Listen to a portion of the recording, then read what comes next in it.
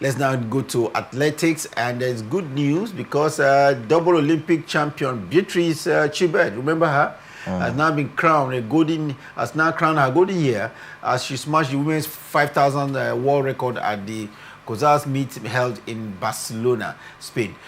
This is a 24-year-old Kenyan making the continent of Africa proud. She raced in 13 minutes 54 seconds to become the very first woman to break the 14-minute barrier in the 5,000 event. Kingsley Chebet, remember she won the 5,000 meters and 10,000 meters gold medal at the Paris Olympic last year. Yeah. And now beating her own mark. Now racing by more than 19 seconds better than her own high standards. Impressive. Unprecedented, of course, you say at this point in time. For me, I think it's been an impressive one. Take a look at what she's been able to do for herself. From last year where she competed, at the Paris Olympic game, had a very impressive performance in the 5,000 meters and the 10,000 meters.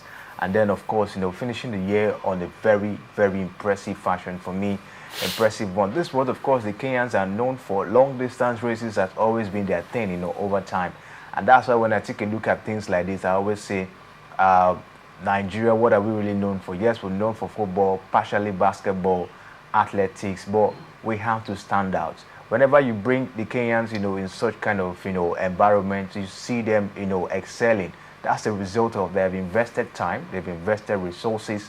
They've also made sure that, they equip themselves, at every point where they have to go, compete in such, competition. I think for me, it's been years of hard work, for Chebet, for her to get, of course, to this level. And from what she's been able to do, it's going to take a lot of time before you see anybody, probably surpassing this particular record that she has set for herself. Kudos to her. Congratulations to Chebet from Kenya, winning and, of course, improving on her own personal best in the 5,000 meters event there. We'll say congratulations, and I look forward to her excellent performances in the year 2025. Let's now get to tennis. Tennis, world number one Arina Sabalenka in the female category of tennis has opened her season with a 6-4, 6-love season, trashing Renata Zarazua at the Brisbane International held in Australia.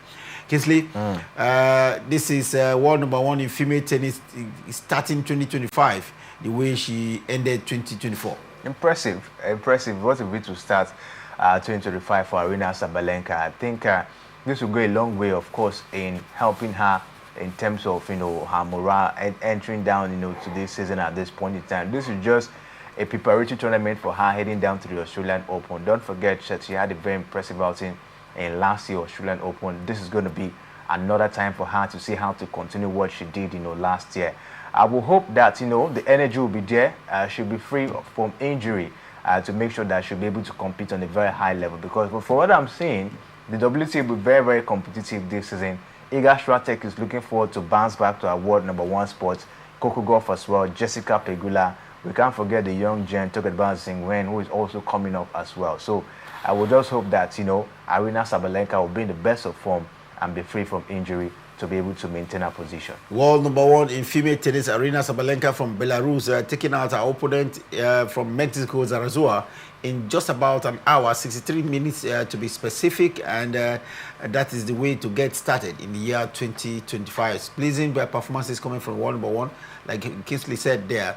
The next is the Australian Open. And talking about her performances at the Australian Open, she's a defending champion, remember? Yes, definitely. And she's won the Australian Open twice.